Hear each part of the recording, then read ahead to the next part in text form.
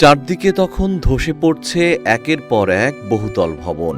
ভেনেজুয়েলার বুকে শতাব্দীর সবচেয়ে ভয়াবহ জোড়া ভূমিকম্পে নেমে এসেছে জীবন্ত নরক। রাজধানী কারাকাস সহ চারদিকে শুধু মৃত্যু আর হাহাকার। ধ্বংসস্তূপের নিচে চাপা পড়েছে হাজারো প্রাণ। এমনই এক মৃত্যুপুরীতে ধ্বংসস্তূপের নিচ থেকে যখন উদ্ধারকারীরা এক মায়ের নিথর দেহ বের করে আনছিলেন, তখন সবার চোখেই জল নেমে আসে। সেই নিথর দেহের নিচেই লুকিয়েছিল এক অবিশ্বাস্য অলৌকিকতা। মৃত্যুর ঠিক শেষ মুহূর্তেও নিজের জীবনের পরোয়া না করে 2 বছরের ছোট্ট মেয়ে আলানাকে বুকের গভীরে শক্ত করে জড়িয়ে রেখেছিলেন মা আন্দ্রেয়া। মায়ের সেই শেষ আলিঙ্গনই বাঁচিয়ে দিল একরত্তি শিশুকে। মা চলে গেলেন ওপারে, কিন্তু রেখে গেলেন মাতৃত্বের এক অমর উপাখ্যান। পেশাদার ফুটবলার হেক্টর বেলো তার বুক ফাটা আর্তনাদে আজ শুধু ভাবছেন, বড় হয়ে যখন মেয়ে জিজ্ঞেস করবে তখন